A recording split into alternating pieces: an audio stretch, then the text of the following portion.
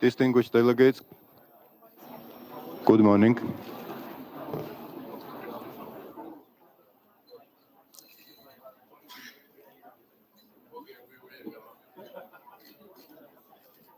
Good morning, distinguished delegates. Please take seats. It's our last day, but still we have some work to do. So please. Thank you.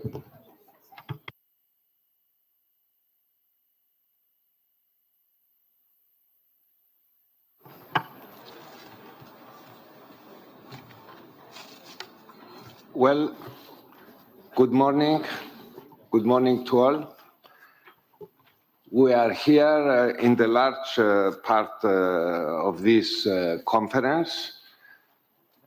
I believe we have done very good work until now, and in this conclusive session, we are going first to have the reports on the outcome from our thematic sessions. Before having some remarks related to the thematic sessions, I believe that it was obvious that our conference were enriched by different very interesting side events. And on the ground of the thematic sessions, I would like to stress that from the point of view of the education, it's now more obvious than ever that sustainability is not a separate subject matter in education, but it has to be incorporated in the whole action and life of our schools. And our aim is to start as much as possible from the early stage, from the younger ages in schools, because, as we say, it's urgent. We don't have time. We cannot wait some decades to have our new citizens that will be conscious. But we need to act and to act now, and of course to act together. The idea is that our schools will be committed not only through typical formal education, but also through other actions, and that adopting a holistic approach, our schools will also interact with the community. And there was the value of some side events that demonstrated and showed the way to initiate a new culture. I would like to inform the delegates that the discussions under this agenda item will be organized.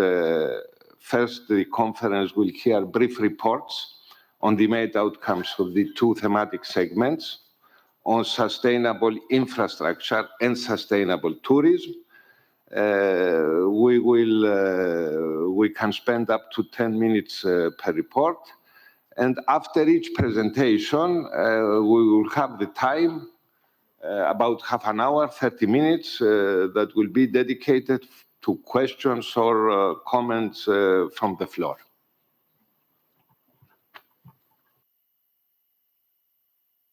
So we will have the reports on the outcomes of the thematic sessions. I would like to invite Mrs. Nino Tandilashvili, the chair of the thematic segment on greening the economy in the pan-European region and working towards sustainable infrastructure, to report on the key outcomes from the discussion under this agenda item.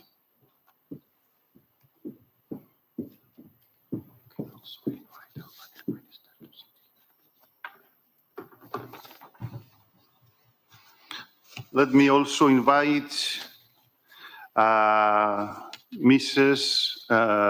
Mirella Cumbaro, the chair of the thematic segment on applying principle of circular economy to sustainable tourism, to report to come here in order to report later on the outcomes from the discussion under this specific agenda item.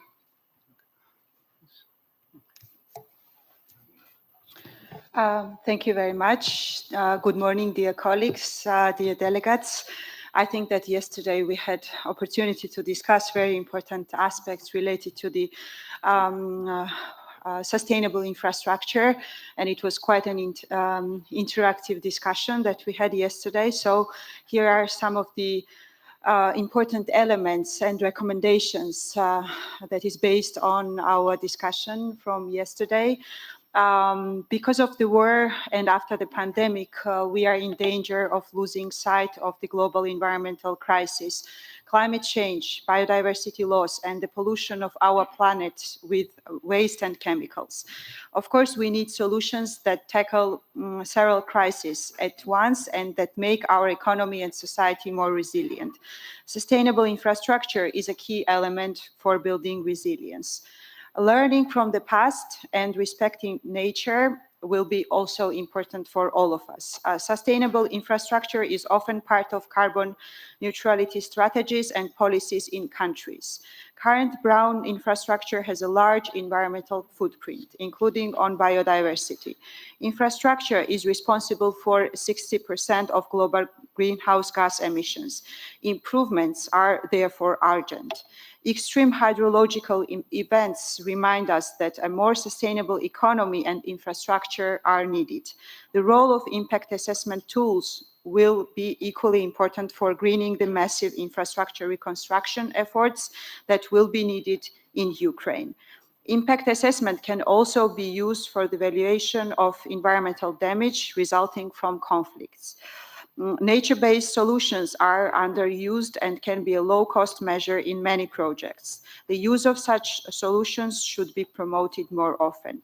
An inclusive green economy must stress the importance of integrated economic, social, and environmental policies that embrace opportunities for growth while avoiding unsustainable pressure on the quality and quantity of natural resources.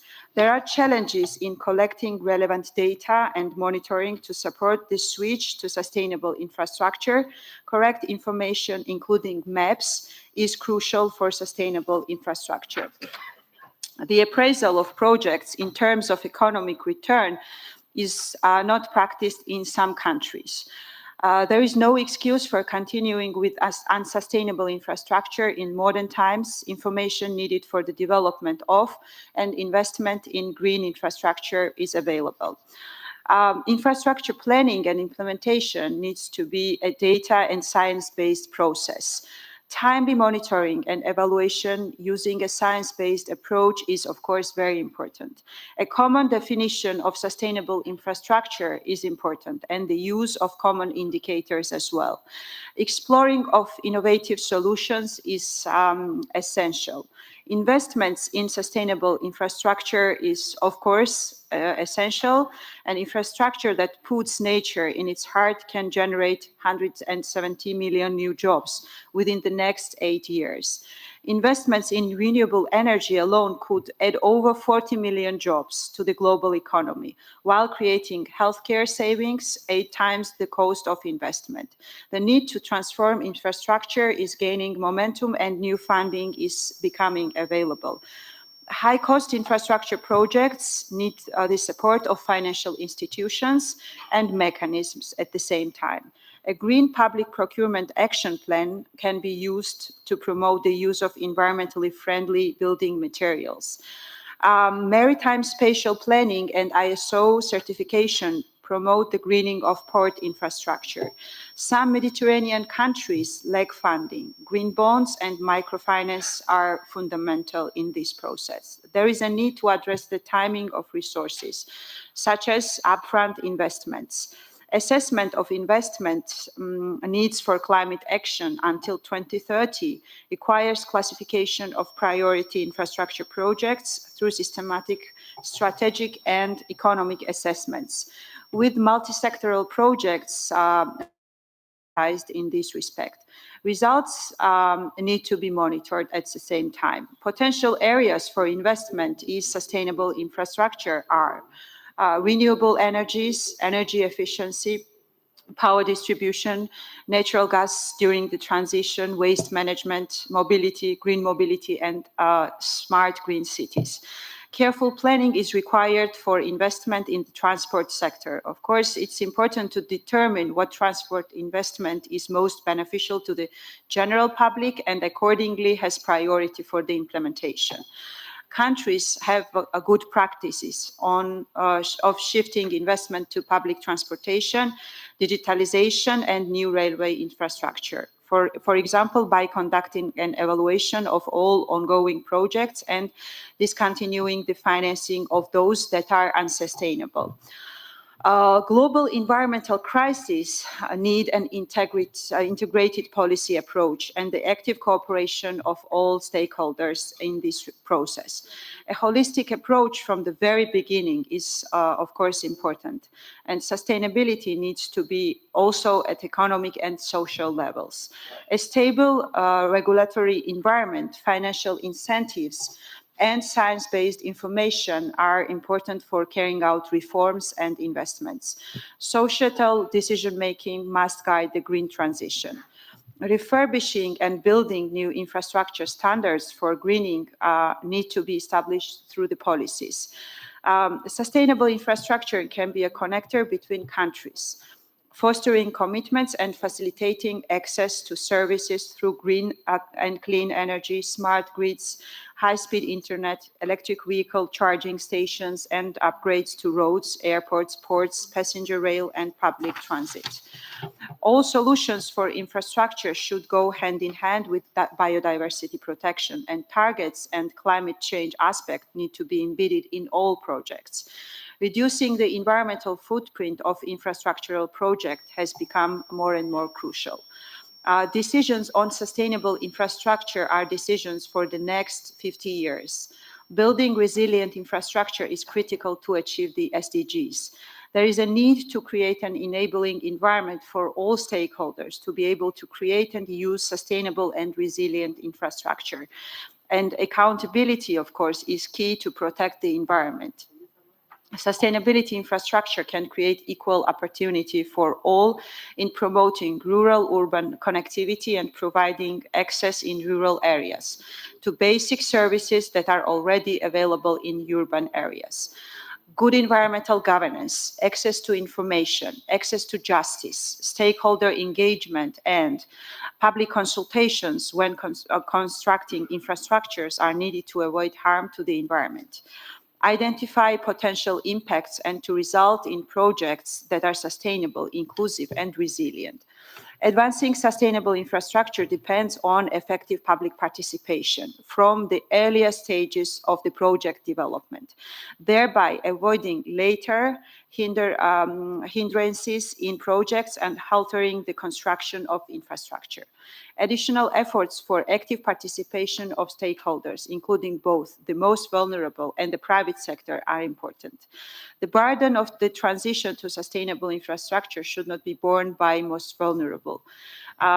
Supporting education to sensitize the public and civil society, allowing for effective participation will be equally crucial. Peer-to-peer knowledge sharing and capacity building can be used to solve urban issues ranging from sustainability to inclusion to climate resiliency.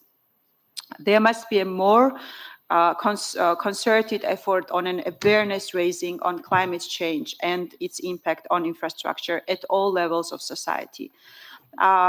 Education for sustainable development in schools is particularly crucial. We also support partner countries in building sustainable infrastructure. The Environment for Europe conference processes and Environment for Europe process can be a mechanism to improve the situation in the pan-European region. The proportion of the population that lives in the cities continues to grow. Cities are where the need for greening is greatest, and therefore cities must be on board. Cities play a key role in achieving a carbon-neutral welfare society and the green transition in halting emissions and biodiversity loss. Both vertical and horizontal interaction between different levels of governance are needed.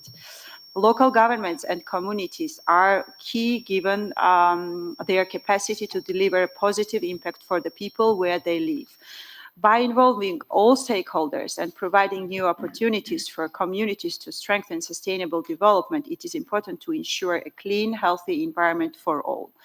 UNEP pledged to support member states in the region to promote sustainable and resilient infrastructure. With legal tools and guidelines from UNEC, the European Commission, OECD, UNEP, the European Environment Agency, and European Investment Bank, the way ahead is clear despite the complexity of infrastructure development, especially sustainable infrastructure. Accession to and implementation of multilateral environmental agreements, such as those of UNEC, notably the Espoo Convention on Environmental Impact Assessment and its protocols on strategic environmental assessment, and the Aarhus Convention is of course important. Voluntary commitments by countries and organizations under BIGI is very much relevant and important as well. Countries should promote guidelines and standards on sustainable and resilient infrastructure, such as the SURE rules, UNDRR principles for resilient infrastructure, and the stress test methodology should be applied, providing best practices for embedding resilience in infrastructure development processes. Country examples, including establishing dedicated funds to support industries to transform into less polluting, especially those in rural areas, including waste recycling, is crucial. Government support to citizens to retrofit their homes using solar energy is practiced widely. That's, of course, briefly about all the recommendations and key outcomes from yesterday's panel discussion. And once again, I would like to thank you all for your active participation.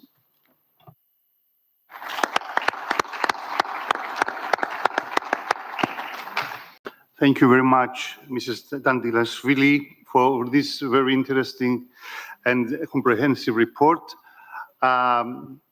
I would just like to let you know that the questions, comments, and interventions will be done after the presentation of the second report. The second report will be presented by Mrs. Mirela Kumbaro, the chair of the thematic segment on applying principles of circular economy to sustainable tourism. Mrs. Kumbaro, the floor is yours. Thank you. Good morning, everybody.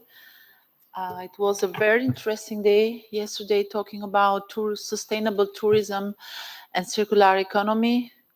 It is interesting also that we came together with the two topics and with intervention from politicians, NGOs, civil society, business sectors, which means that we should be all together to combine the two sectors, which seems in the perception, collective perception, to be hostile. And the key messages from plenary session and the roundtable discussions of yesterday, let me present it to you in a more like a resume. The first topic, economic consideration of tourism sectors, are while the contribution of the tourism sector to the economy varies from country to country, it constitutes an important part of GDP everywhere, of many countries across the pan-European region, and not only Europe. At the same time, in some countries, the tourism sector contributes to economic inequalities between tourist and non-tourist destination areas, resulting in an internal work migration from rural areas to the coastal zone, from the periphery to the center. Circular economy is essential for the sustainable development of tourism. Some financial instruments foster tourism that damages the local nature and culture. There is a need to develop innovative solutions and financial instruments, as well as sustainable financing in general to support sustainable tourism. Impacts of the port facility, not only the cargo, but also the cruises. An option could be to limit the number of cruises per day. The impact on tourism sector. Of course, natural disaster and health pandemics impacts the tourism sector, the recovery of which is slow. Consequences of conflicts and wars have a lasting impact on the tourism sector also. On the other side, environmental pressure from tourism sector are present. The tourism sector has a considerable environment footprint. The tourism sector has an important impact on climate change and biodiversity and other resources, natural resources. Transports accounts for almost half of tourism-related greenhouse gas emissions.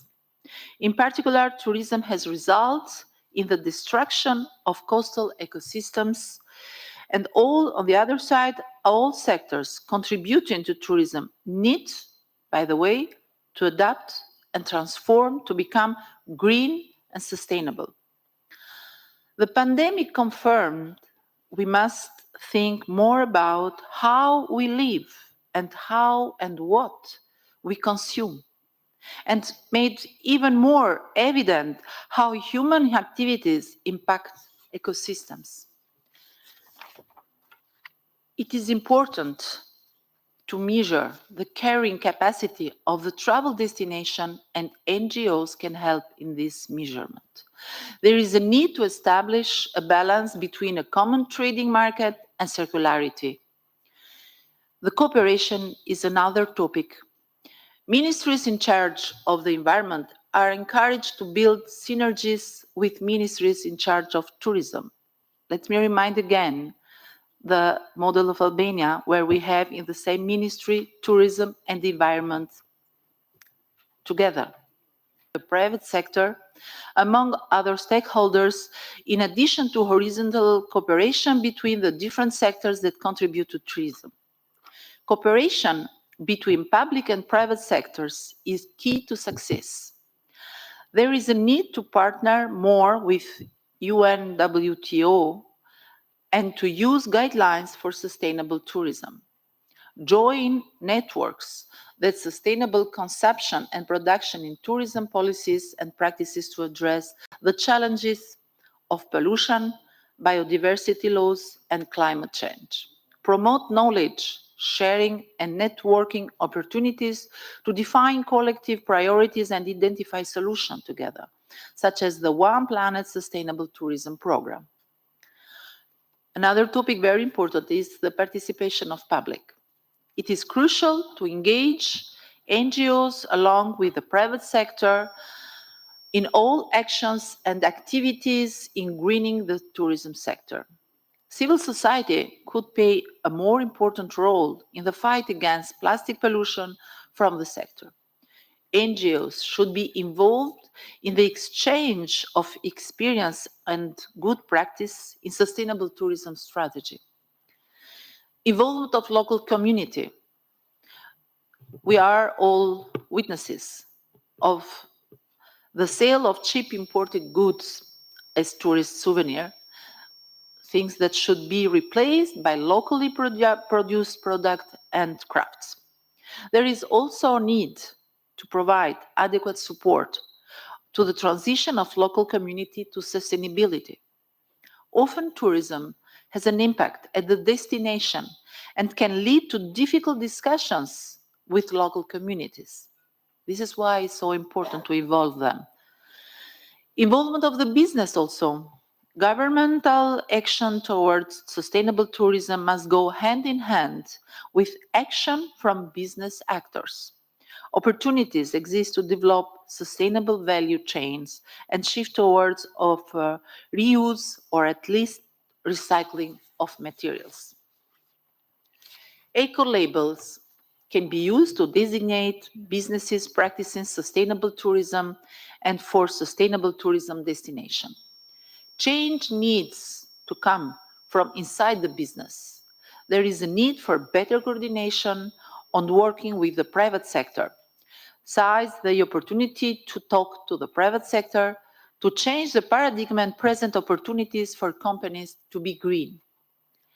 Another aspect very important for the present but also for the future is education for sustainable development and capacity building. Targeted capacity building on sustainable tourism should be offered to stakeholders engaged in the tourism sector, including local authorities and communities, hotel, restaurant, enterprises, etc. The aim would be to develop the capacity for actors in the tourism sector to equip them with knowledge and practice of sustainability and circularity of tourism sector. Further, research and development of innovative solutions for making tourism sector sustainable needs to be fostered with the aim of applying principles of circularity and zero waste.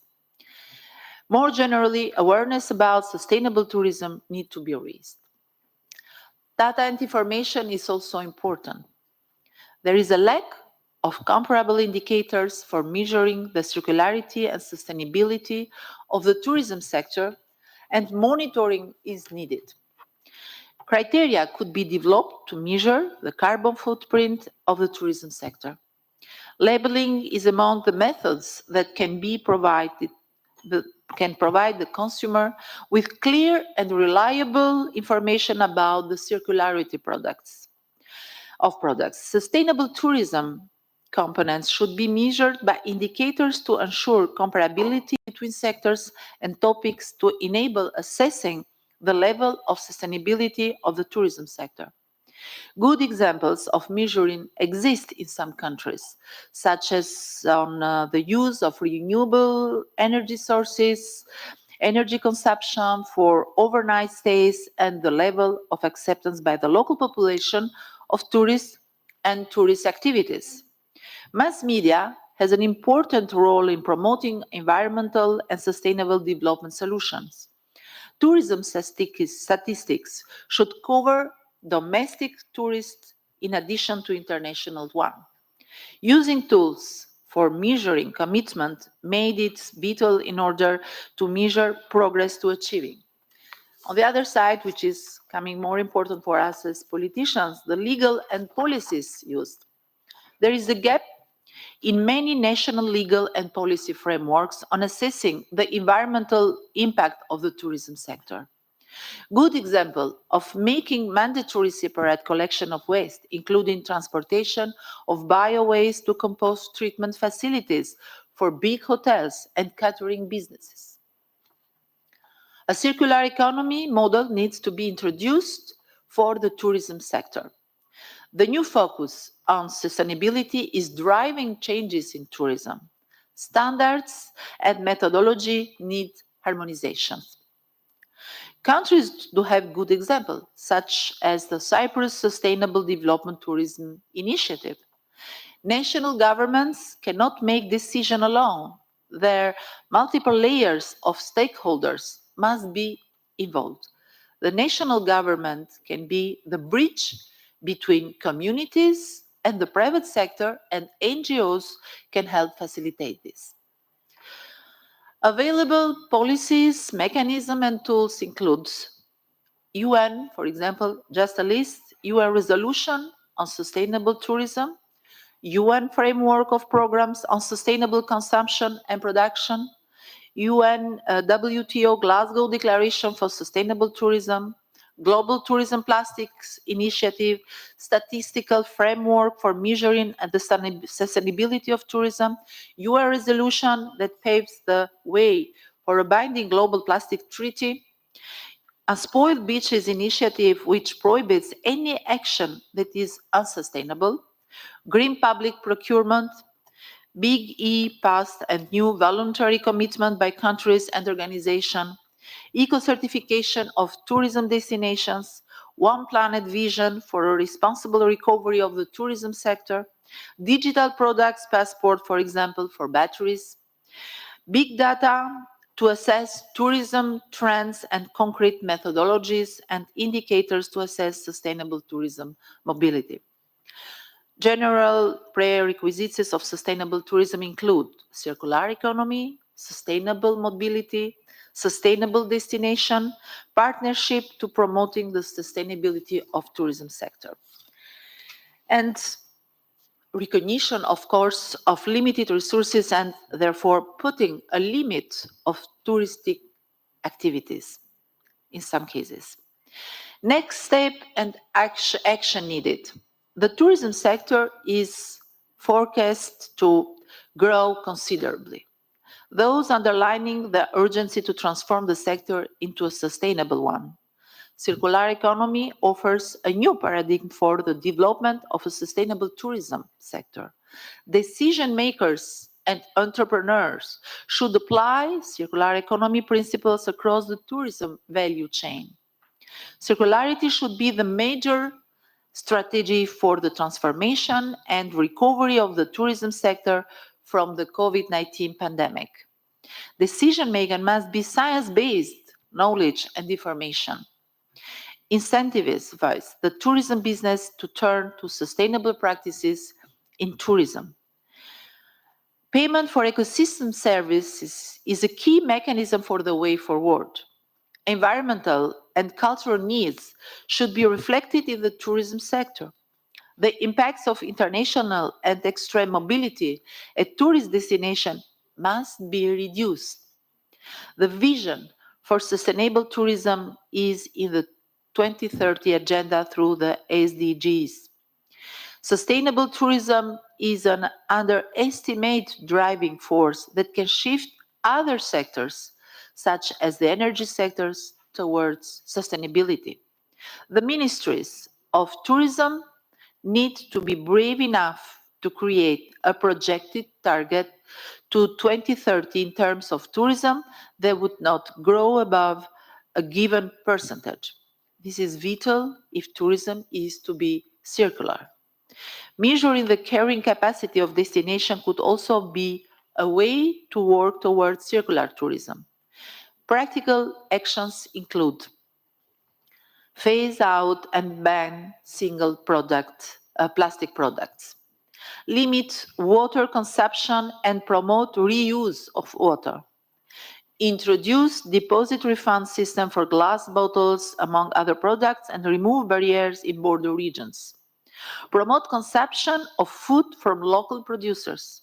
Promote culture and agrotourism respecting local heritage. Remove funding from unsustainable brown tourism.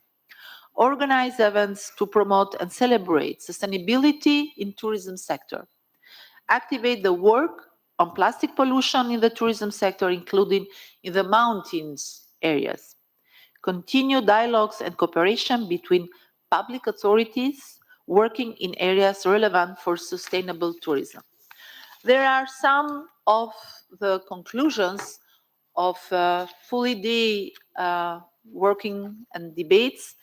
It seems to me a fantastic program that it's like a cahier de charge for every country, every actors, every business sector in the tourism, and not only tourism. More and more we have to use together the two words. Sustainable tourism and circular economy should be inseparable. Thank you very much, and thank you also for organizing this very interesting conference meeting, which given to us also the possibility to meet together, to exchange, and to have good practices. Thank you very much.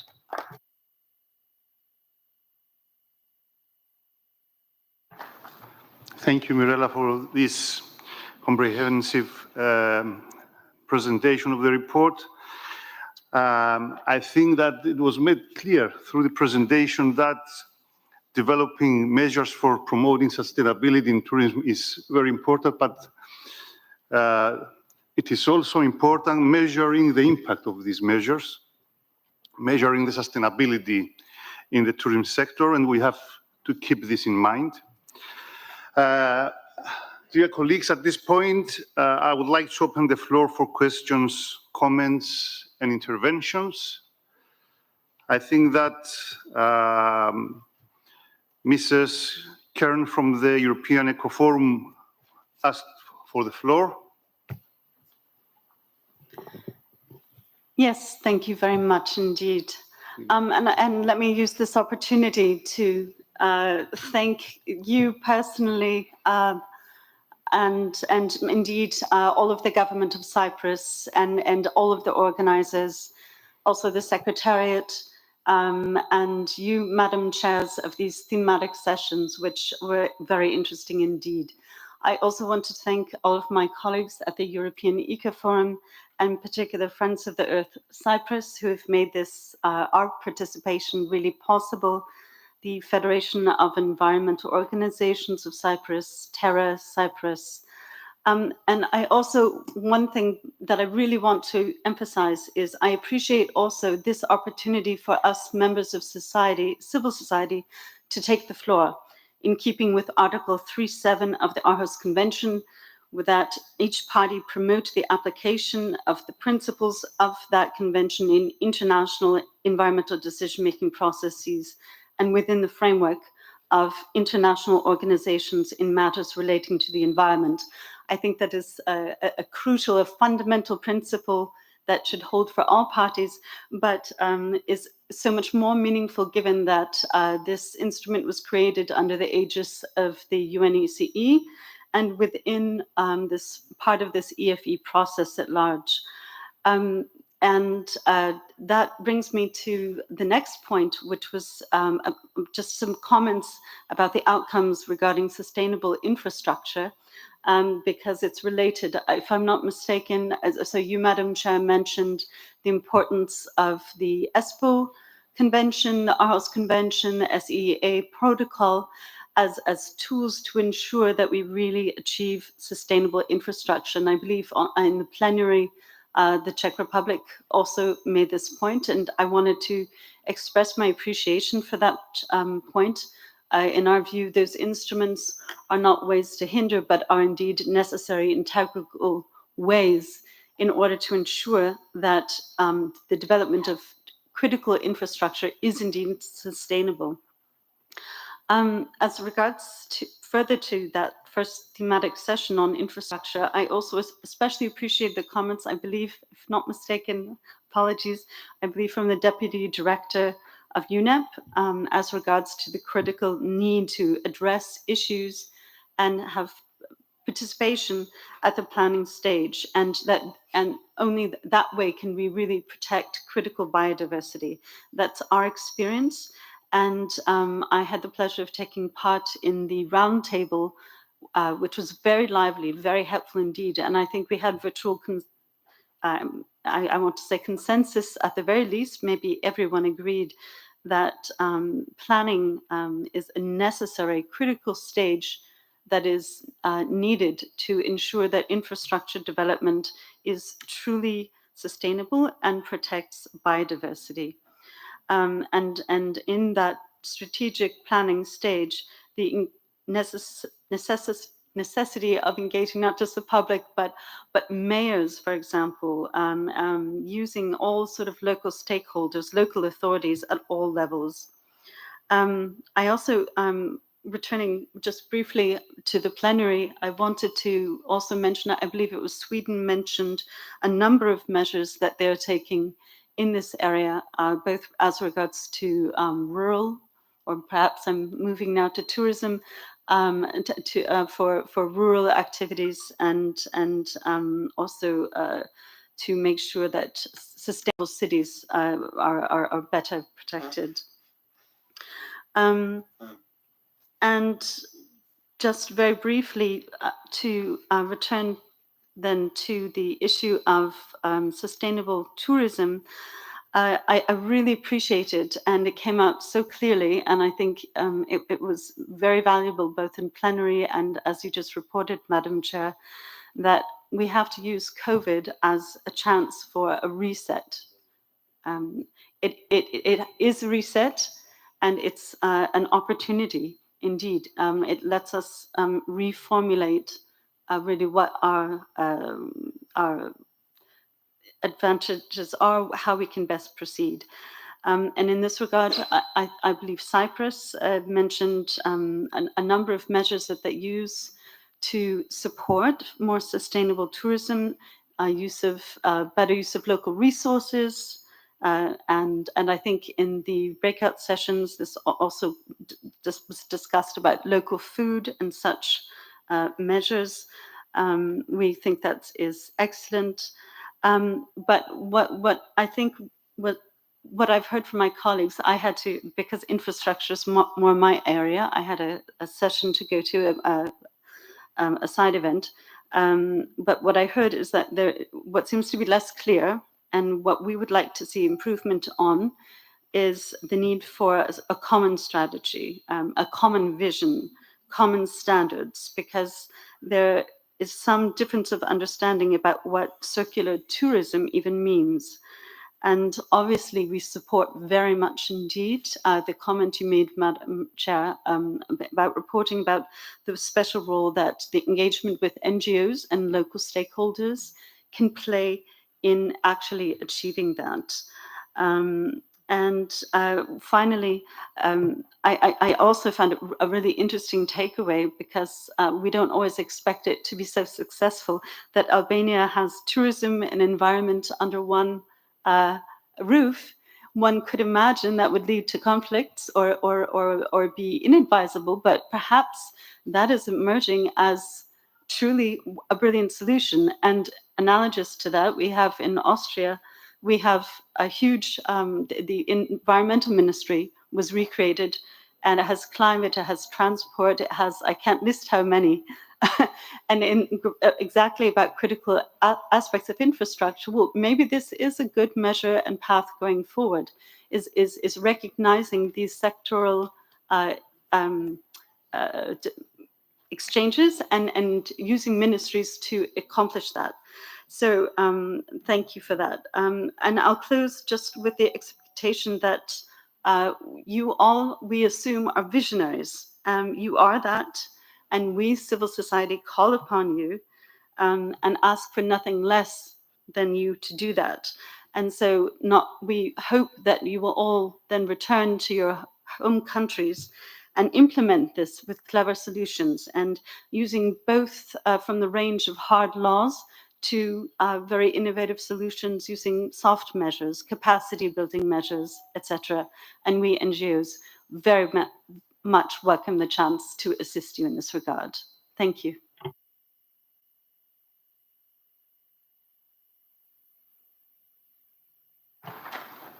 Thank you, Mrs. Kern, for your remarks.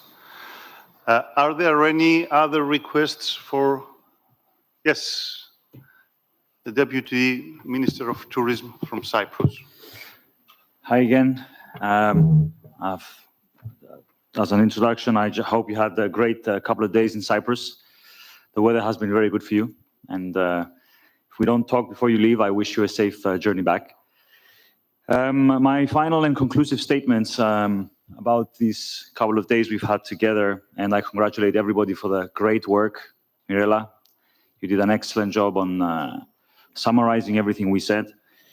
With the exception of you and me, there are no other tourism ministers here. My message to all other ministries, whether it's education, whether it's environment, is to not be afraid to give the floor of leadership to the tourism ministers of your country. Because ultimately, we in tourism, we're here to make people happy. That's what we do, that's our job. And Cyprus is a good example of how a Ministry of Tourism has repurposed its tourism industry. We don't work for tourists. We first work for locals. And our motto is that if our locals are happy when visiting the island as tourists themselves, or if they are happy in their daily lives, visitors will also be happy. So we do have a role to play as ministers of tourism. And I do hope that in the future, we will be able to contribute even more.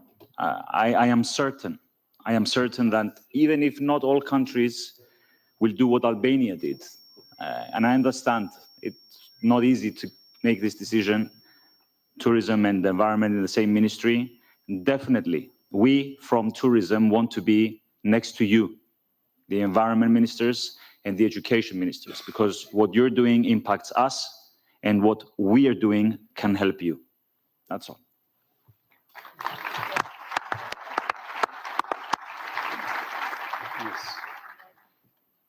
Yeah, please. Thank you. I would just to add something. Albania is becoming a model in these moments. I don't know if I'm invited here more as Minister of Tourism or as Minister of Environment.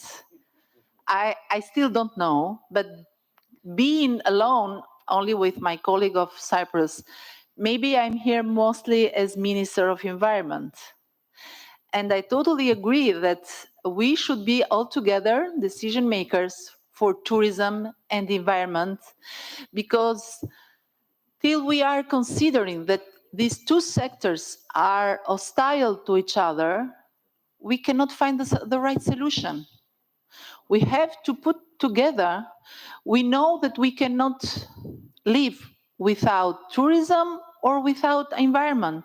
So Albania 4 years ago chose to put it together, tourism and environment, in the same portfolio as ministry, because we think that we cannot protect environment putting tourism outside, and we cannot develop tourism without taking care of the environment. On the other side, I'm always talking about Albania. We have beautiful attraction on the environment: mountains, river, forestry, of course the seaside, beautiful beaches, but protected areas are very important to us, and we have already 21.5% of the territory protected areas, which is important for environment, but is on the other side a fantastic attraction for ecotourism, for agrotourism.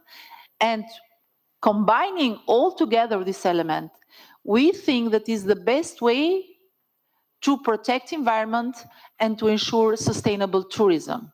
This is why I totally agree with you, my friend, that politicians taking decision on the environment should be together seated with the ministers of tourism, with the agency of tourism as public authorities.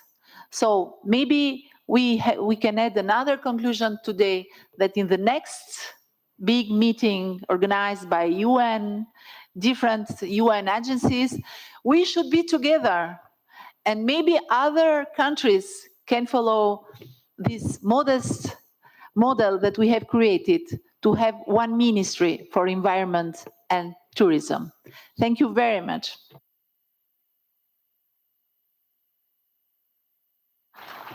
Well, in Cyprus, we have two different ministries, but I think that we have an open channel of collaboration, and we are developing together our policies. So this interaction is constant, I would say. Yes, brother. Yes, I don't want to complicate things. Waiting in the next meetings to have, really we need to have with us more ministers for tourism. I have to stress that when we say, talking about sustainable education for sustainable development, that we need a holistic approach to have our schools and our society initiate a culture of sustainability. We have to keep in mind that every day in our schools, we have a large part of tourists. Children are tourists with their families. And at the same time, we have those people that we will work in a few years in the tourist industry. And they will be tourist consumers worldwide. And at the same time, interaction is here because talking about sustainable infrastructure, we have to take care of our school buildings. To have a holistic approach means that we transform our buildings and installations. Every day in schools, we have a large part of our society consuming energy. So here we are all together, and all ministers, more or less, we have to take care of this new agenda we have, and we see obviously the interactions and the need for cooperations inside every society, but between also our societies. Thank you. Thank you, Prodrome. I don't see any other request for comments. So I would like to thank our panelists for presenting their report. And before concluding agenda item 7, I would like to express my gratitude to all participants of the plenaries and the discussions of the 2 main themes of the ministerial conference for their active participation and their input into the co-chair's summary. As we are on the path for recovering our economies in these challenging times, the focus should not be lost from our initial aim. We should build our communities better, to be more sustainable, to be more resilient, and to be more inclusive. Building sustainable infrastructure and adapting circular tourism models are essential towards tackling the triple planetary crisis of climate change, biodiversity loss, and pollution, and accelerate our pace towards achieving the Sustainable Development Goals of the United Nations 2030 Agenda. Greening the economy through sustainable infrastructure is the cornerstone of this transition. The structures we build need to serve our needs, but also accommodate the needs of the future generations. The guidance provided by UNESCO through its conventions and their protocols, as well as other organizations such as UNEP, the European Commission, the European Environment Agency, and the OECD, set the framework to work and the methodologies to follow. The innovation tools we have in our hands allow us to strategically plan and assess the potential impact on the environment from its conception. The development of sustainable infrastructure by investing in nature-based solutions must be at the core of green development policies and strategies, while early integration of environmental considerations into infrastructure planning decisions is more important than ever, locally, regionally, and in the transboundary context. Tourism is a vital economic sector in many developed and developing countries, which also has a large indirect effect on other sectors of the economy. The current more or less linear growth model followed by the tourism sector has a significant environmental footprint, exceeding the ecological limits due to increased energy demand, high amounts of waste and wastewater generation, water consumption, and increased greenhouse gas emissions. Just as Cyprus, tourism destination countries unavoidably face additional environmental challenges. The circular economy promotes the transition from the current linear model in which products are produced, consumed, and discarded to a new circular economy model which aims to close the loop where the value of products and raw materials is preserved as much as possible and the waste production prevention. Through prevention, reuse, and recycling. The application of the circular economy in the tourism sector, as well as in the industry and businesses, creates and exploits opportunities to redefine the productive sectors of the economy from linear to circular, enhancing their sustainability, productivity, employability, and competitiveness, while reducing their environmental footprint and expanding their business activity. Thank you all for your attention and participation. I'm now closing agenda item 7, and I think we can move to the next agenda item. I would like to open the agenda item 8, titled Adapting the Conference's Outcomes. Thank you very much for your contribution. You should invite Elizabeth We should. I would like to call the Deputy Executive Director of UNEP, Mrs. Sonia Layton-Kohn.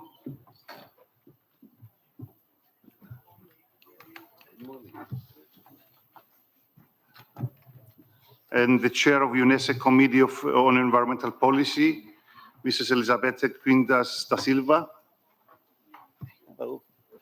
And the Executive Secretary of UNESCO, of course, Mrs. Olga Algayerova. Elisabetta is here? Okay.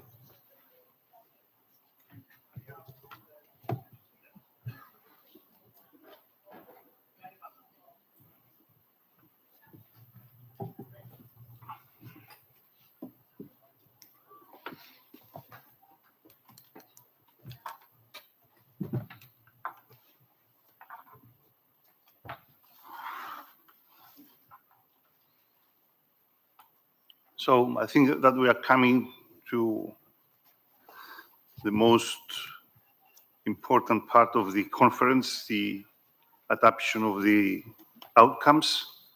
First, I would like to thank the UNESCO Committee on Environmental Policy for preparing the draft ministerial declaration, which is submitted to the conference for adoption. And I'm pleased I'm in the pleasant position to invite you all, both ministers and heads of delegation, to adopt the ministerial declaration. Is there any objection? So we consider that the declaration has been approved.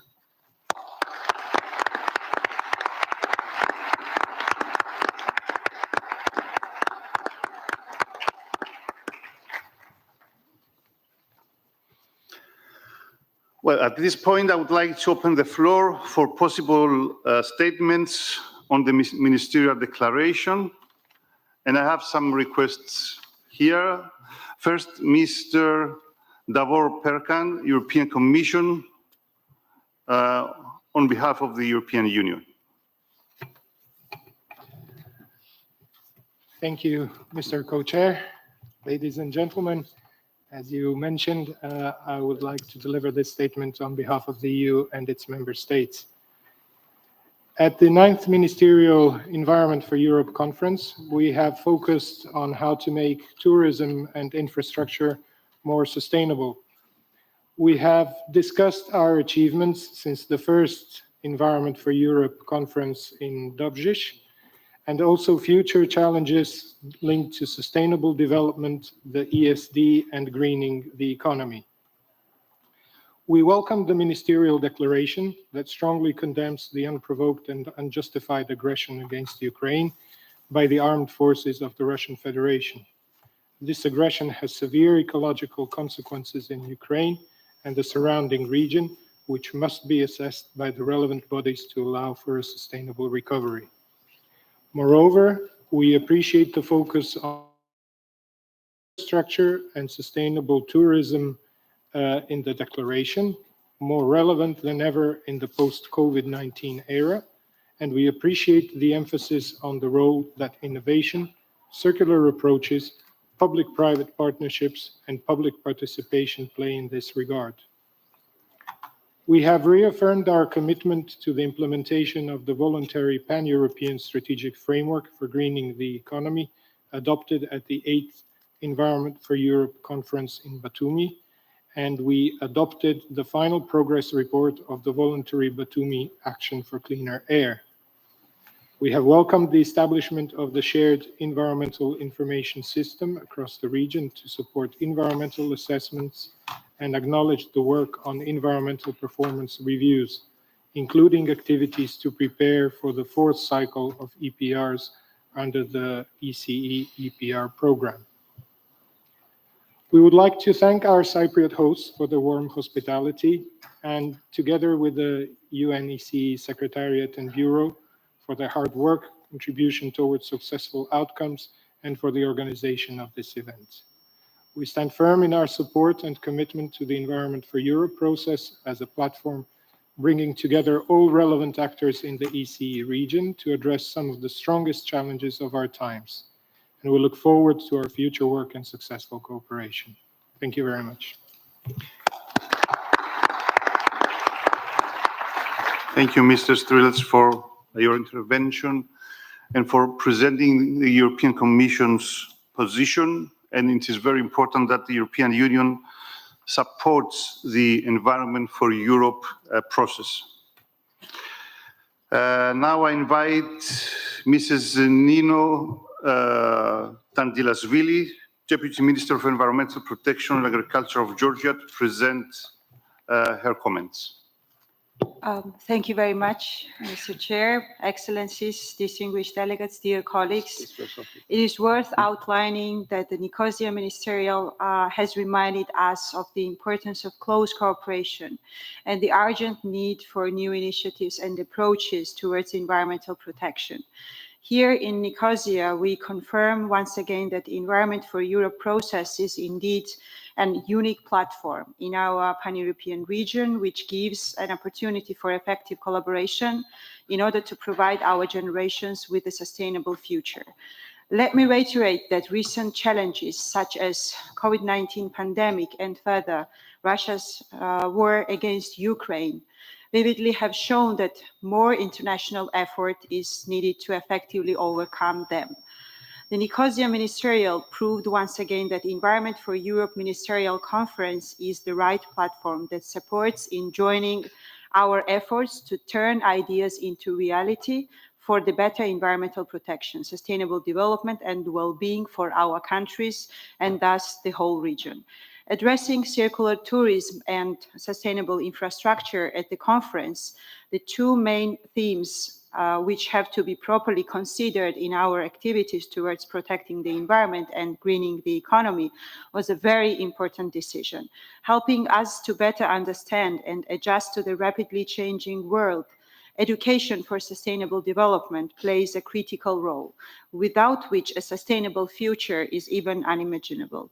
Therefore, the importance of continuation and even strengthening the education for sustainable development topic in the Environment for Europe ministerial agenda should be underlined. I'm convinced that the huge work finally resulted in the two documents of Nicosia Conference, the Ministerial Declaration and the Ministerial Statement on Education for Sustainable Development, will guide us effectively in our future activities in transforming our planet for better. Let me conclude my speech with the confidence that the outcomes of Nicosia Conference will highly contribute to further strengthening regional cooperation, supporting good environmental governance, and expanding partnerships in order to ensure stability and sustainable development of the countries. Let me once again thank the government and the people of Cyprus for their exceptional hosting and the hospitality, and the UNECE for organizing the conference, and wish even more success to the Environment for Europe process for the well-being of our region and beyond. Thank you very much. Thank you very much, Mrs. Tandilashvili, for your remarks and for all your contribution to the conference. And now I invite Mr. Ruslan Strilets, and I apologize for the mistake that I made before, the Minister of Environmental Protection and Natural Resources of Ukraine for his intervention. Thank you very much. I'm very grateful to all the signatories of the Ministerial Declaration of the 9th Environment for Europe Conference for their resolute stance regarding Russian aggression in Ukraine. I'd like to thank Cyprus for hosting this very important event. We call on the whole world to fight against evil. Ukraine has already achieved a lot of assessing the impact of Russian aggression on nature. We are ready to share our experience with all countries suffering from armed aggression. Good will overcome evil. Ukraine will defeat Russia. And together with us, the whole civilized world will defeat Russia and protect nature. Thank you.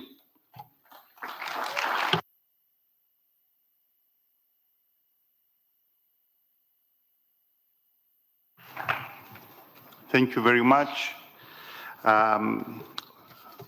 For once again, we express our solidarity to Ukraine and the support and our support towards a sustainable recovery of the country. I invite now Mrs. Judith Garber, United States Ambassador to Cyprus, for her comments. No. Is Mrs. Garber here?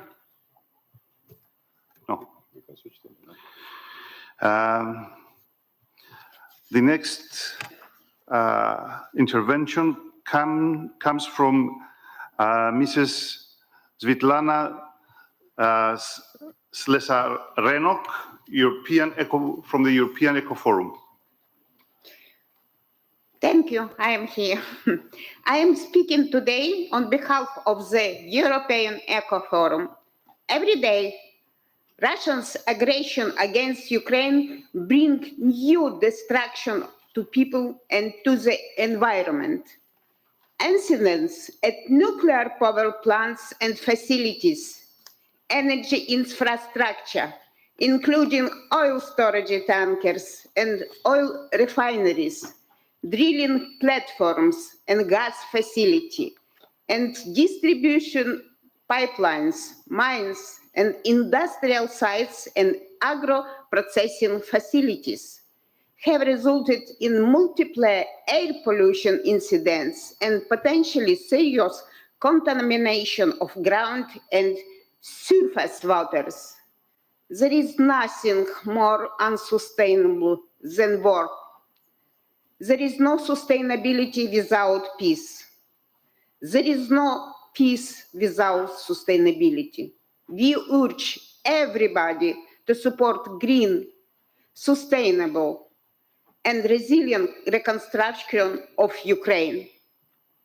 For peace and sustainability to be accomplished, the UNSC region needs to stop their addition to and dependency on coal and other types of fossil fuels. Our region needs to accelerate to achieve the energy transition to 100% renewables by 2040. Above all, in moving forward, we must avoid false solutions and focus on nature-positive and people-centered energy transition. We need to recognize that limits on Earth's carrying capacity and move towards a circular and green economy. We need a fundamental transition to sustainable production, consumption system, and practices across all sectors. The European Eco Forum and NGOs will actively contribute to continuing implementation of the outcomes of the Nicosia Environment for Europe Ministerial Conference and its previous conferences. Thank you.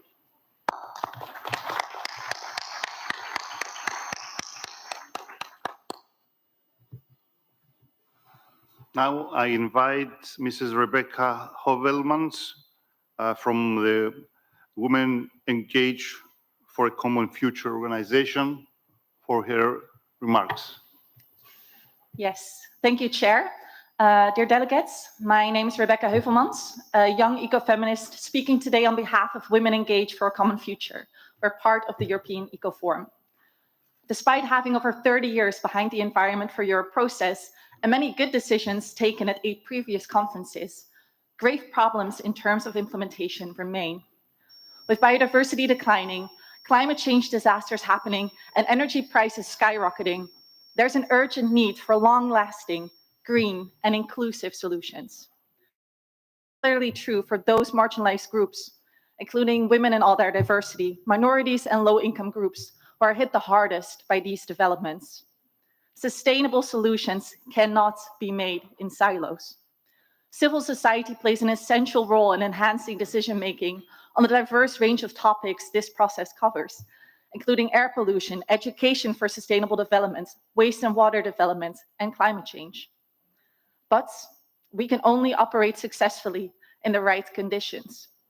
As representatives of civil society, we note with concern that the opportunity for the free and open expression of opinions in many countries in the UNEC region is reducing in a disturbing way. Environmental and human rights defenders calling out unsustainable fossil fuel or nuclear energy solutions and opposing infrastructure development are often at risk of intimidation, harassment, persecution, and lawsuits. We welcome the appointment for the first special rapporteur on environmental defenders under the newly created rapid response mechanism under the Aarhus Convention, and call upon all governments to support this critically important work. Being able to safely raise our voice for environmental justice is a right and a must for true progress on sustainable development. We thank the government of Cyprus for their support of the European Eco Forum and the NGO delegation. Thank you.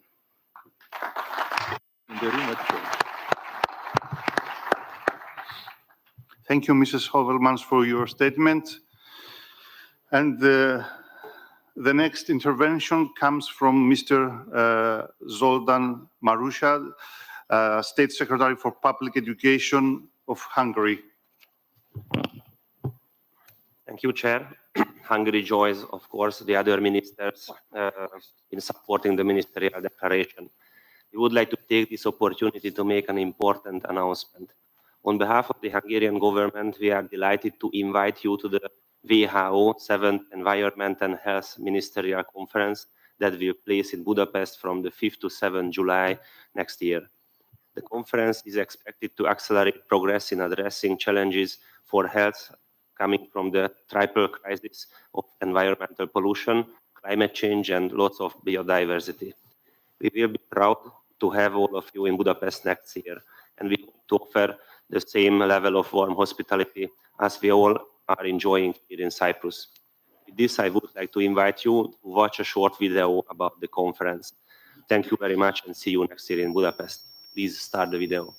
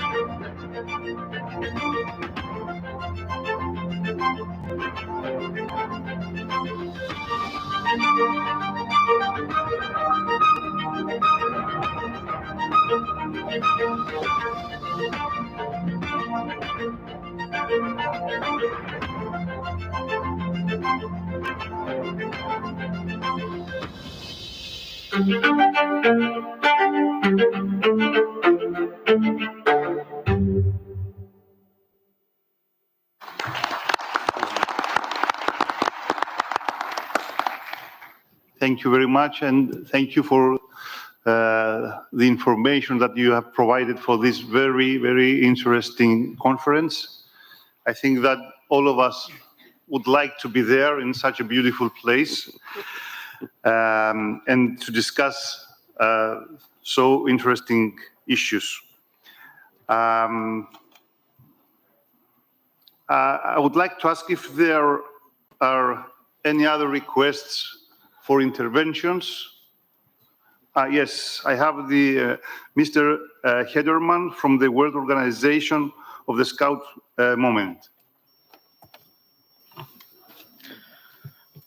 Chair, dignitaries, representatives of governments, civil society organisations, to all involved and present at the 9th Environment for Europe Ministerial Conference, I'd like to present the Youth Declaration, formed through a coalition and a meeting of young people last night, which we'd like to share with you.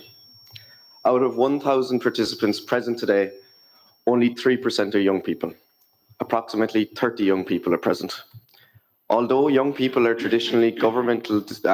traditionally governmental decision makers, we are the leaders of today and tomorrow. Every social movement is inextricably linked to the passion and work of young people. It is time the policy-making rooms feel this undeniable energy, creativity, and fresh thinking. We represent one of your largest demographics, with 31% of the world's population being made up of young people.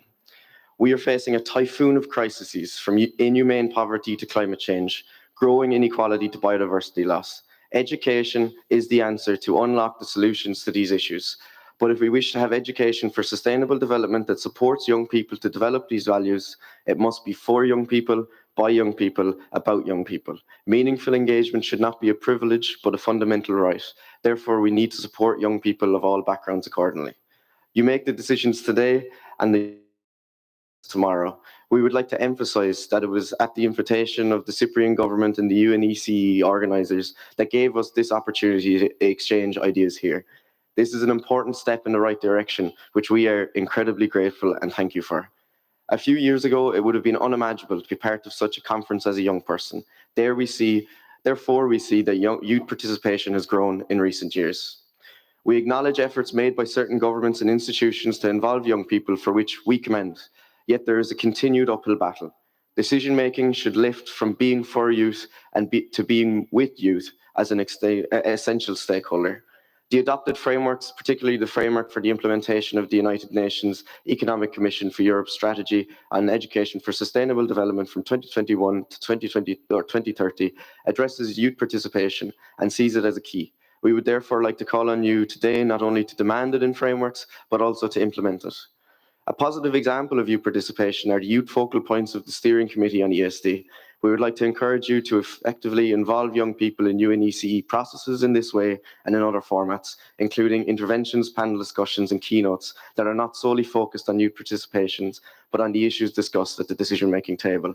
With this declaration, we as the youth of the 9th Environment for Europe Ministerial Conference call on all stakeholders to take a number of calls to action to the forefront of the planning process of the next Environment for Europe Ministerial Conference and UNECE events where young people will be invited to participate. We have 5 or 4 key actions that I'd like to share with you, so that in future that every country delegation will be required to at least one seated and informed youth representative at EFE conferences. All young people at each EFE conference are required to write a collective perspective such as this one, which is accepted in the final official documentation. An onboarding procedure is required in advance of the conference for youth delegates focusing on the ECE formal processes and procedures, while providing an awareness of rights, responsibilities, and opportunities as a delegate. And finally, a 10% quota for our next conference, a quota of participants under the age of 30 at the next EFE conference, with a particular focus placed on enabling participation opportunities for groups that have not been represented or are underrepresented in these forums, such as young women, Black, Indigenous, and people of colour, as well as socio-economically disadvantaged and disabled youth. At an institutional level, introducing a youth test such as the one proposed by the European Youth Forum, and at a UNECE level, introducing a youth platform in the UNECE Committee of Environmental Policy are all moves that we would greatly appreciate. The youth test is an impact assessment tool that can ensure that young people are considered during policy-making processes. My friends, there is a fundamental difference between youth representation and youth participation. We hear all of your well-intended words about the potential of young people in each intervention that is made, but we need action on that wording. We see great progress and would like to thank you for giving us this opportunity to speak and network and meet you all here. With this paper, we would like to show further possibilities for the future of meaningful youth participation. We need processes to back up your intentions, and finally, we need a meaningful seat at the table and equal treatment for those processes to work. In this statement, we are young people from North Macedonia, Romania, Belgium, Greece, Germany, Cyprus, Portugal, France, and Ireland. You are the decision makers, but we are the catalysts for change. Thank you very much.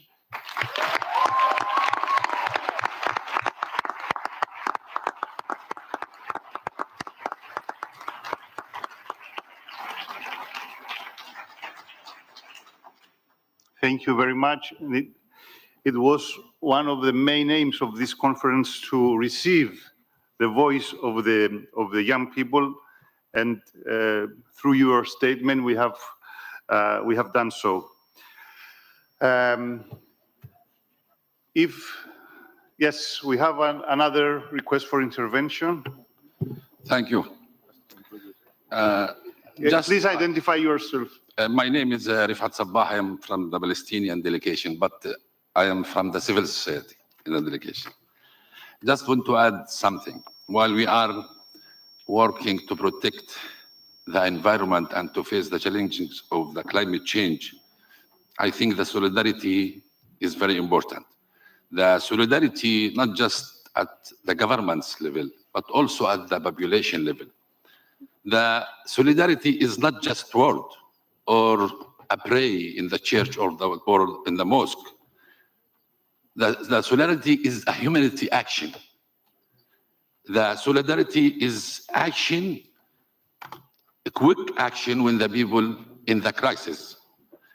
The solidarity is something linked with the values that we have as a human. And that's why it should be reflected in the curricula.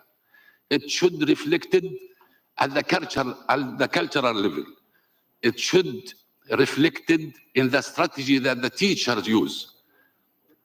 Who think that cutting a tree in Brazil is not impact here in the Middle East, he is wrong. Everything is impacting us, and we impact the others in our actions. There is some countries like Pakistan, Sudan, who is really living in a very difficult situation. They have a heavy debt that they cannot move. So this is also some kind of solidarity. My colleagues before me, he mentioned the youth, and I agree. The youth also, beside the teachers, is the core actors in the coming period while we are facing the climate change challenges. Thank you.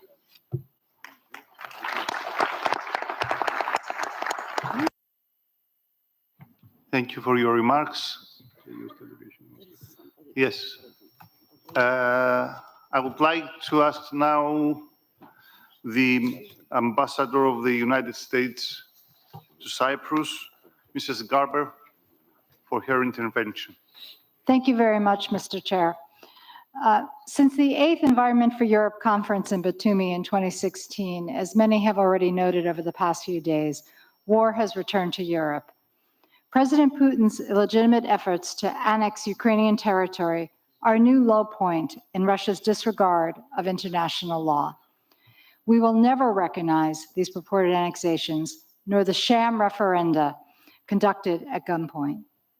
The Russian government's war of aggression against Ukraine is taking a heavy toll on the people and the environment, and it must end.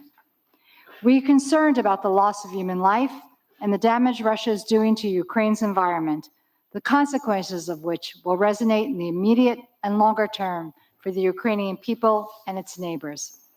We are witnessing widespread damage to critical infrastructure and key ecosystems and the services they provide, including native forests and wildlife, civilian nuclear facilities, drinking water and wastewater systems, and chemical plants. This poses significant risks to the public and increases air, soil, and water pollution, harms biodiversity, and elevates emissions levels. The crisis in Ukraine also threatens food security worldwide, including the loss of Ukraine's vitally important seed bank that held germplasm not found elsewhere. The United States remains committed to working with Ukraine and like-minded countries to raise awareness of and to address these issues. The United States is committed to the 2030 Agenda for Sustainable Development. We are working hard to help our world adapt to and mitigate the effects of climate change and environmental degradation. I am proud to share that on September 21st, the US Senate gave its advice and consent to ratify the Kigali Amendment to the Montreal Protocol. The United States will soon join the EU and 136 other countries to show its commitment to reduce global warming. We are supporting a global goal of conserving at least 30% of land and waters by 2030, and we are working to reduce rising levels of pollution, particularly air and plastic pollution, which are choking and drowning our planet. In pursuit of these goals, the United States recently enacted 3 key pieces of legislation. First, the bipartisan infrastructure law is rebuilding roads and bridges, replacing lead pipes to provide clean water, expanding high-speed internet across the country, and delivering cheaper and cleaner energy to households and businesses. Second, the historic Inflation Reduction Act sets up the United States to cut greenhouse gas emissions by 50 to 52% by 2030. We are hopeful that it will prompt other major economies to strengthen and implement ambitious 2030 emissions targets to keep within reach of a goal limiting temperature rise to 1.5 degrees Celsius. Third, the CHIPS and Science Act, among its other objectives, will drive increased investment in research and development in clean technologies and promote education in science, technology, engineering, and mathematics fields that help create new solutions to help all of us build a sustainable future. A common thread running through our work and the twin themes of this conference, sustainable infrastructure and sustainable tourism, is that of circularity. The United States strongly supports diverse approaches towards circularity that promote sustainability, inclusivity, and resilience in meeting broader goals of reducing emissions, combating pollution, and minimizing demands on nature.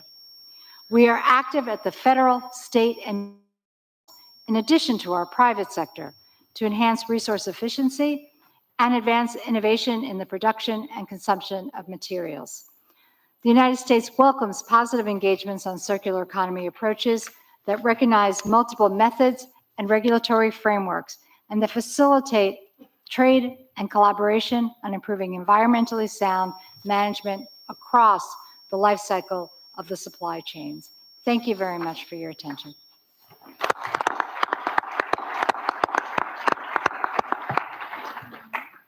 Thank you very much, Mrs. Garber, for your remarks.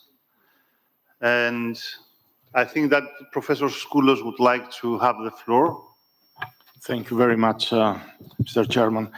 And first of all, I would like to express our thanks and gratitude actually to the government of Cyprus for the organization of this meeting, which included also the adoption, the discussion and adoption under the chairmanship of your co-chair, His Excellency Mr. Prodromou, the Mediterranean, the action plan of the Mediterranean strategy of education for sustainable development. But I didn't take the floor only for that.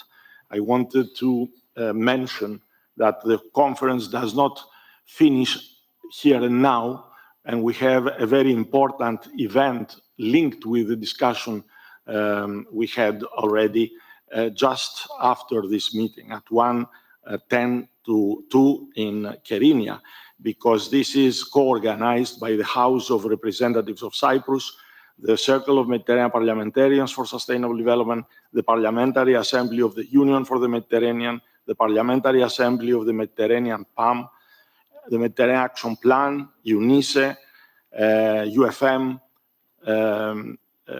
and the Mediterranean Information Office. It is the side event on environmental governance for transforming our planet, promoting the Aarhus Convention in the whole of the Mediterranean region. I think it is very important to remind everybody, because of the interest already expressed, that we will discuss this, how we can promote this basic for democracy and for transparency and public participation, including of youth. Thank you. Thank you, Mr. Skoulos. Thank you for reminding us about this very important side event. Of course, when you mentioned that the event will take place at Kyrenia, you meant the room Kyrenia. Because thank you, exactly. Kyrenia, unfortunately, cannot be there. May know, is a city which is occupied by the Turkish troops in the northern part of Cyprus. It would be marvelous if we could have a side event in the town of Kyrenia. Let's hope another time. So I think that there is a request from the Egyptian delegation. Yes.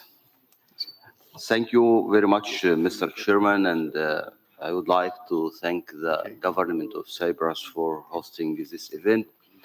And my intervention is very relative to the our hosting for COP20, importance of the role of the youth, and we are looking forward to give the opportunity for the youth to be part of this discussion for climate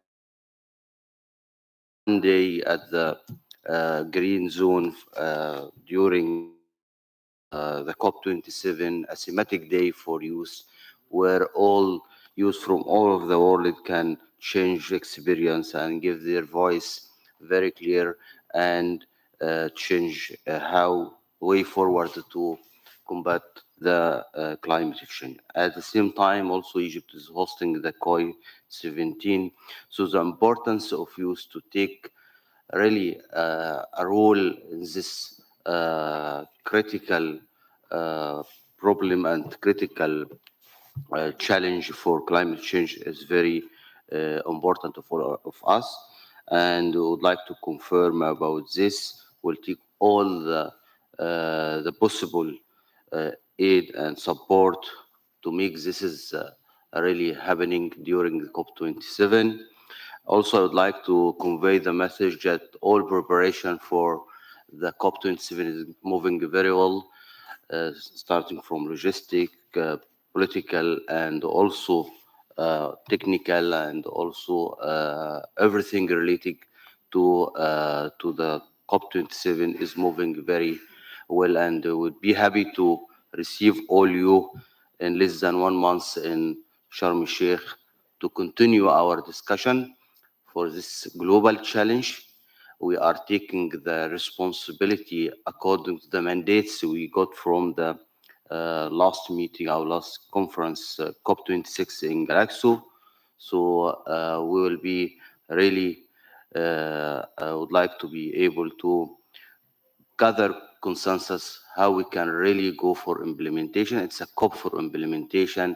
We are looking all together to work together for moving forward for the agenda of climate change, from just commitment to the action. Thank you.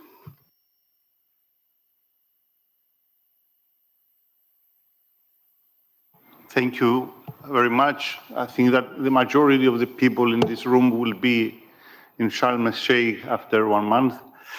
And thank you for organizing this, this great event. Mr. Paradishotis.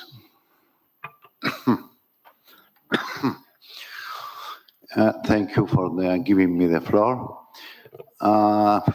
First, I would like to say that I enjoyed the speech of the youth and their goals and their aims and their participation, and I congratulate them.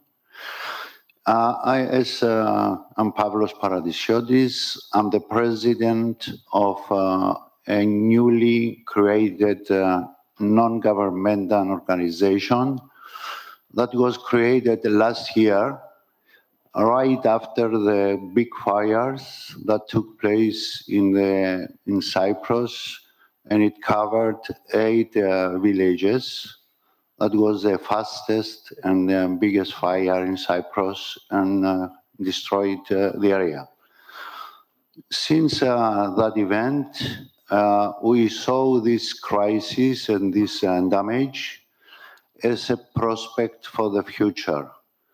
We created a strategic plan to recover the areas, not just recover, but we created a strategic plan for a 15-year plan to create the area as a prototype of recovery, restructuring, and development of an area after a crisis. And we're in this step. And I want to strongly stress that one of our pillars is sustainability. And this is not a major pillar, but it's a pillar that is on which all other pillars are based. So I want to say, and I want to stress that I hope in a few years, everybody to be able to come and enjoy this area with all these new developments based on sustainability and for the environment development. Thank you.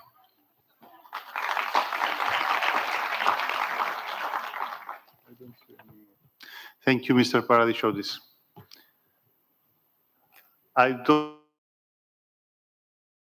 There is one request from. Thank you, Mr. Chair. You have heard many times the European Eco Forum being here. We have hopefully contributed to all your decisions.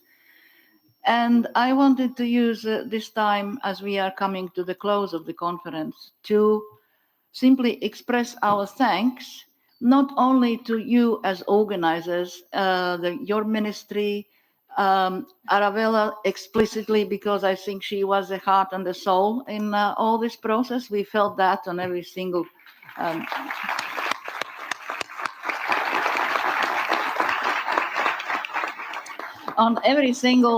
step we did, starting from preparations in Geneva and, of course, coming here to the wonderful Cyprus. And being here, I fully understood the meaning of the word philoxenia. I think Zal was mentioning that yesterday in the cocktail evening. That is what hospitality should be. And you are receiving strangers as a friends. And what struck me most, and that's why I want to thank, and not only, as I said, the ministers, participants, my colleagues from NGOs, but I want to thank all those hundreds of people who are working behind the screens and who are making our presence here wonderful and easy going. So, and I have been in many conferences, and that was the first time yesterday and the other days when I saw the security people, the service people who are giving us the food, and all those people being a part of that. So that for me means really inclusion and all being equal, not something for ministers, not something for participants, but for everyone. So I think this is a feeling what I will leave Cyprus with. So thank you for that, and thanks to all those people.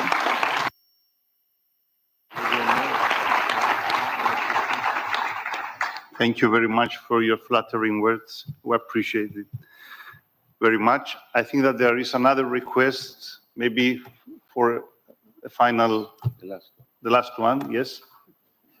Thank you. My name is Emer Manning, and I'm representing the National Youth Council of Ireland. Is this microphone broken? Yeah? Is it okay now? Yeah? Okay. It's good. Thank you for the floor. I would like to add to the intervention of my colleague, Mr. Hederman, who spoke earlier on behalf of the young people in attendance this week. Youth have a specific interest in ESD, but still in discussions this week, we hear that schools are being put at the forefront of the ESD conversation. I would very much like to request that the non- and informal education sectors are given equal focus in the need to support young people's introduction and continuation of ESD. While the actions specified hugely welcome, we need a whole sectoral approach to reach young people who may not be involved in or may be disillusioned by the formal education.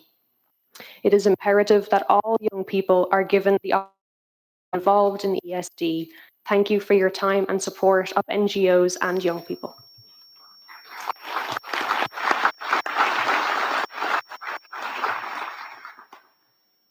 I will give now the floor to my colleague, Mr. Prodromou, for a small comment. Yes.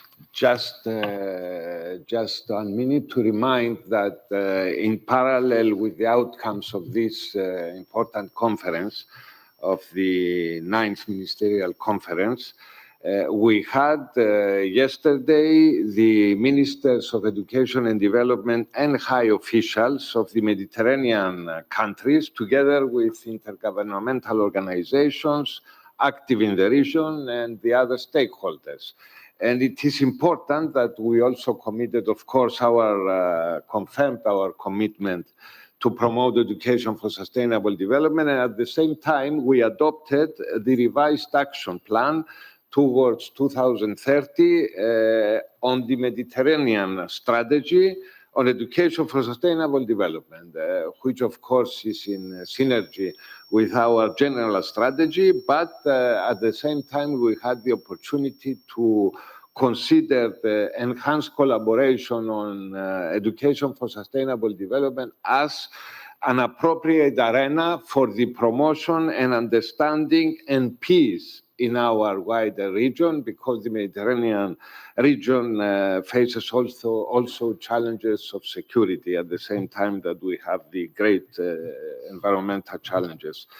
So I would like to stress the fact that we now have an action plan also for the Mediterranean region, and to thank all the participants for their contribution. Thank you.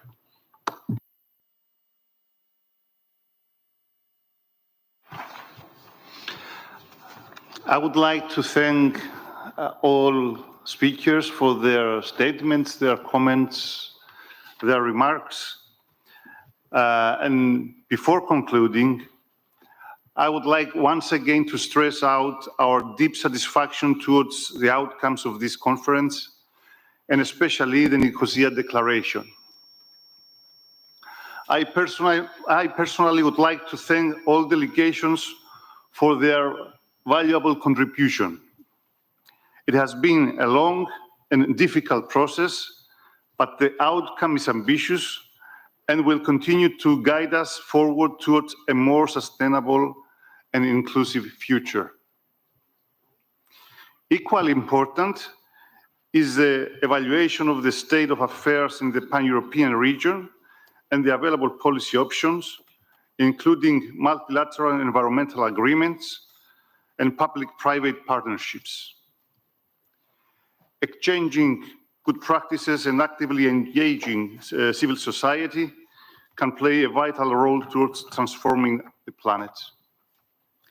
We strongly support the reference made towards the unprovoked and unjustified aggression against Ukraine by the Russian Federation, and we urge countries to work together for the advancement of a sustainable recovery of the country.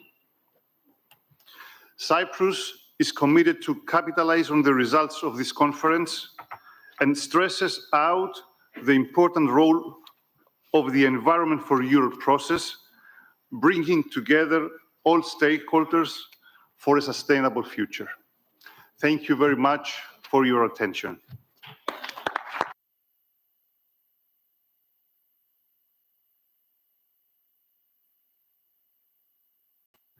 And now we have the pleasure to host some more kids, some children coming from a school to join our conference and to give us the message and the breath of the new generation that is following all the effort to save this planet. Please let us have the children come inside to see what they prepared. It's okay.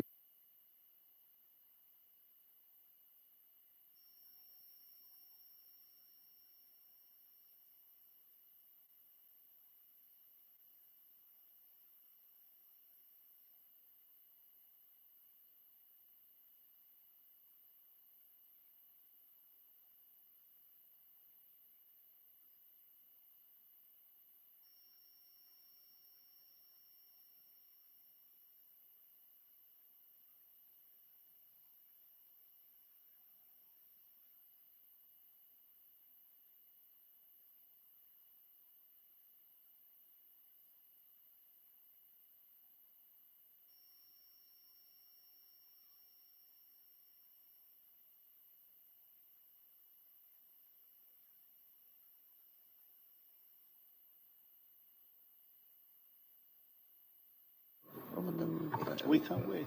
We can wait.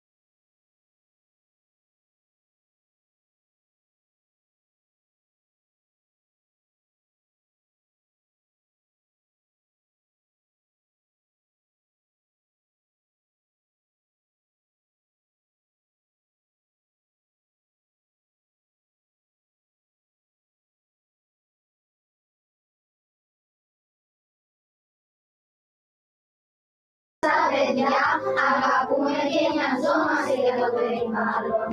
Ya tadenda kita dashi, tazo arita punya, dizini necesitasis, tapsa ya tapotanya, tonomio tona era, kikarati yaki no mofiam.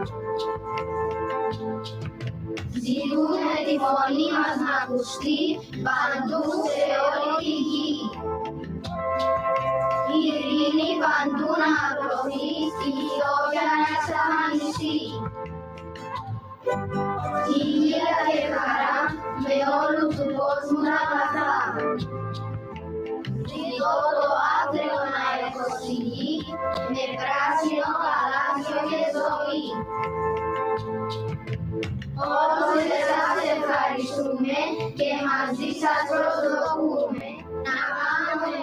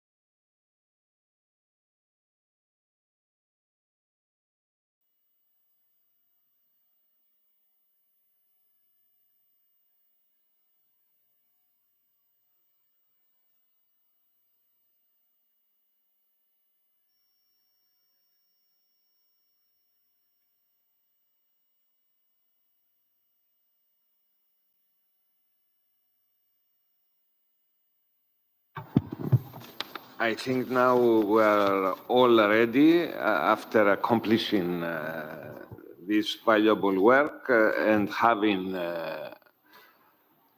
the outcomes of our conference. It's the time to close the conference. We open the agenda of the closure. We inform the delegates that the summary of the conference will be available on the website. And I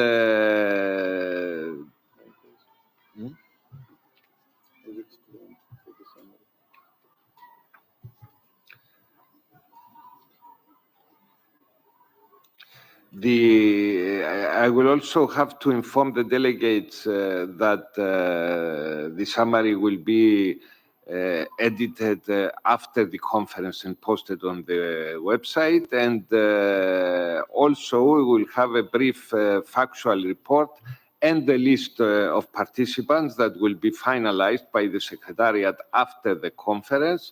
and it will be posted also on the website. Also, please note that if any delegation has particular comments or questions on the document to the co-chairs, they should be raised. And now I will invite the UNICE Executive Director, Mrs. Olga Algayerova, to make her closing remarks.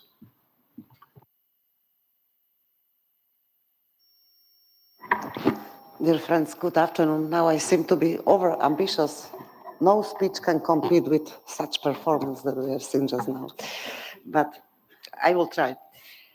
Excellencies, ministers, distinguished Minister Prodom, distinguished Minister Kadis, distinguished co-chairs of the conference, excellencies, distinguished delegates, ladies and gentlemen, let's travel together shortly in our minds back to 2016, when the last Environment for Europe conference in Batumi took place. It was very successful, it was very encouraging, but during these 6 years since then, this period brought us many challenges during the preparation for our Nicosia conference. And of course, we had also moments of doubt. We were asking ourselves, will we ever be possible to meet again? And if, when? In what format? Many obstacles were here, and they indeed were very real. But we kept working and hoping, and now we are here.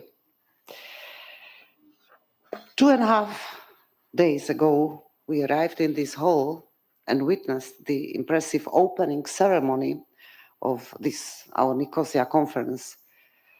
And today, now, we are going to conclude it.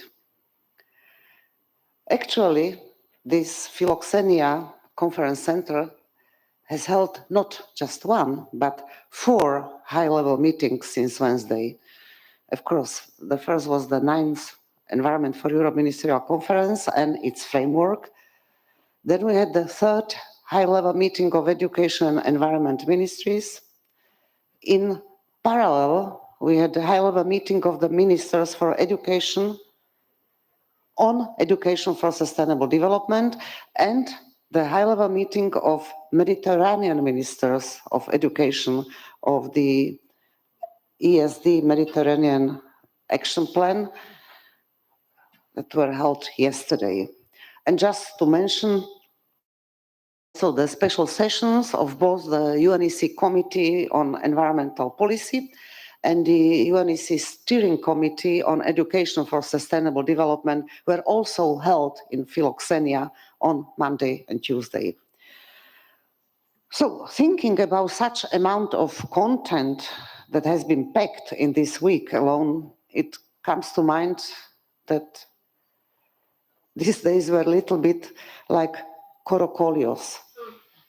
And korokolios is this straw basket that our generous host gave us as a gift in memory of this wonderful country and its people. Korokolios looks rather small, but once we open it, we are amazed at so many useful and delicious. So let us take together another look at the sweet content of this week's korokolios. You recognize the seriousness of the challenges facing our planet and our region and the need for a joint and coordinated response. You or we celebrated the memories of 31 years of the Environment for Europe process, the boldness of its founders, its proven track record, and its role in building a sustainable future.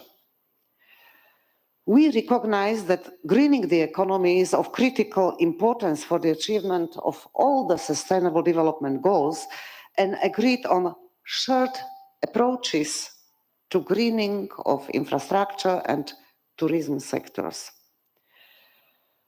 We celebrated the successful conclusion of the Batumi Action for Cleaner Air, reaffirmed our commitment to the continuing implementation of the voluntary pan-European strategic framework for greening the economy.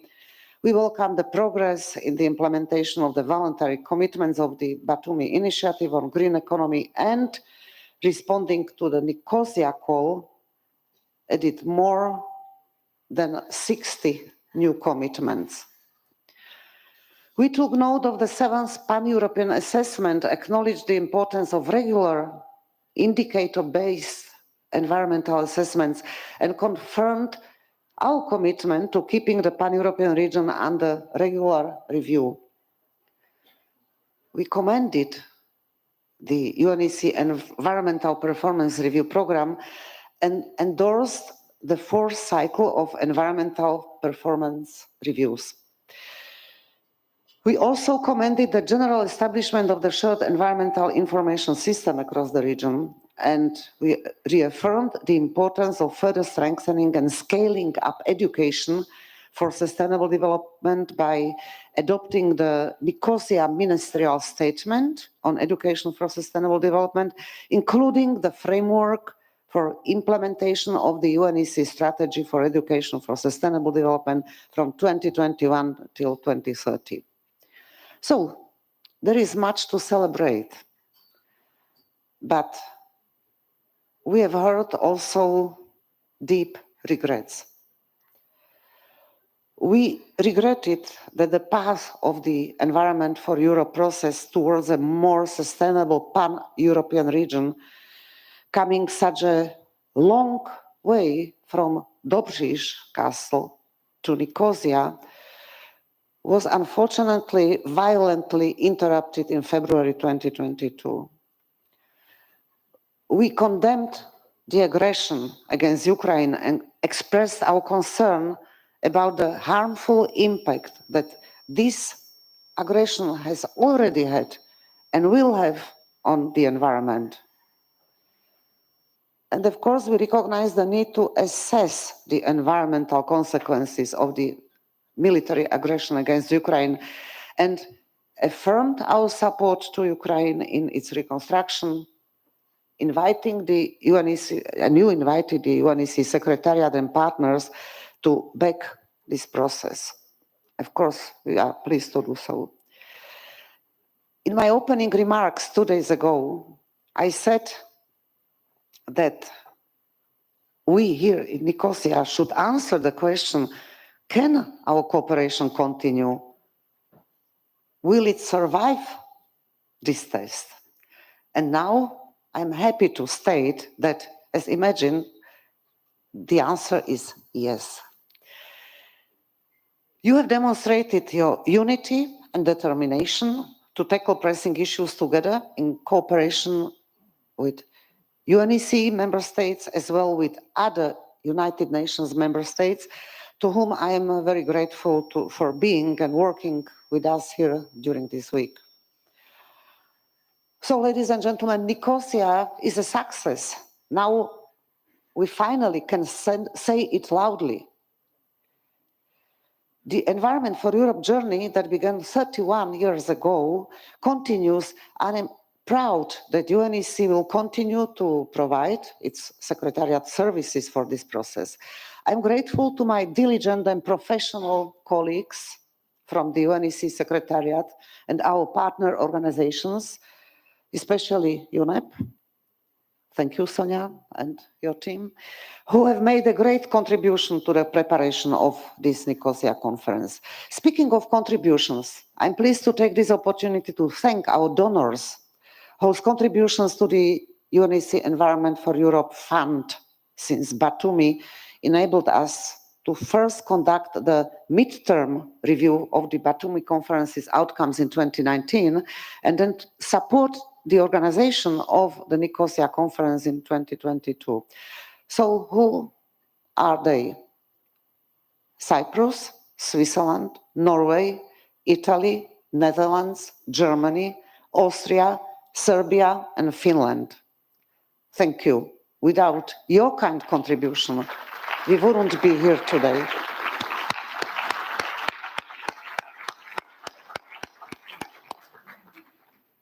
And finally, of course, I come back again to Cyprus. I would like to sincerely thank the government of Cyprus and personally Minister Podromu and Minister Kadis. Thank you. All colleagues from an efficient and responsive host country secretariat led by Permanent Secretary Mr. Neophytos Papadopoulos and coordinated by, of course, Dr. Aravella Zachariou, who is also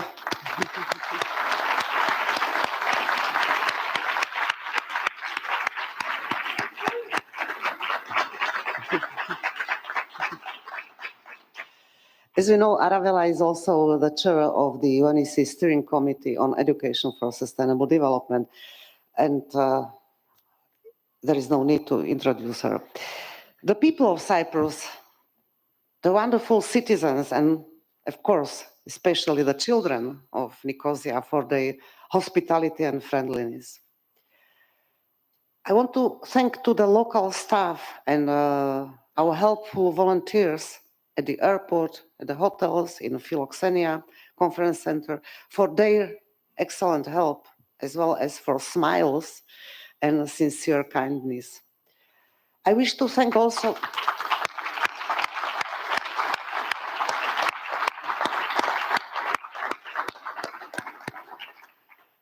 It's my pleasure to thank also to the media representatives for genuine interest and help in highlighting our important work. Last but not least, of course, the ancient city of Nicosia, the name that our ministerial declaration will now bear. So, thank you for the perfect conference in Nicosia. There was too little time to study Greek, but I am sure that now all our delegates know by heart what philoxenia means, both as a word, hospitality, and as well as a collective action. Thank you, Cyprus, for this wonderful lesson.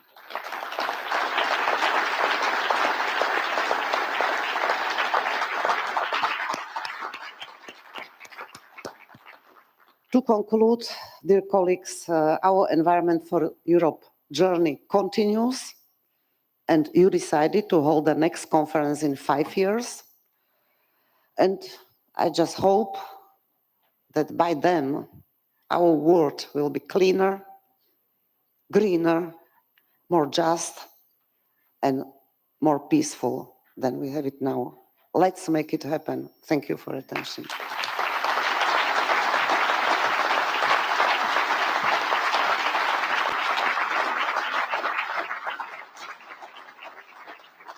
Thank you, Mrs. Sarkagerova, for your remarks. And we also thank the United Nations Economic Commission for Europe, as well our thanks to the UNEP and Mrs. Kohn, Sonia, for all the cooperation. I thank the ministers, other heads of delegations, and the delegates, of course, for their work that contributed to the successful outcome of this conference.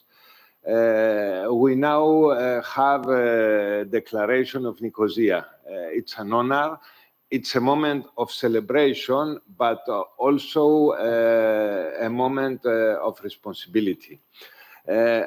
We express our hope that the outcomes of the conference will be successfully implemented, contributing to the advancement of the 2030 Agenda for Sustainable Development and the achievement of the Sustainable Development Goals.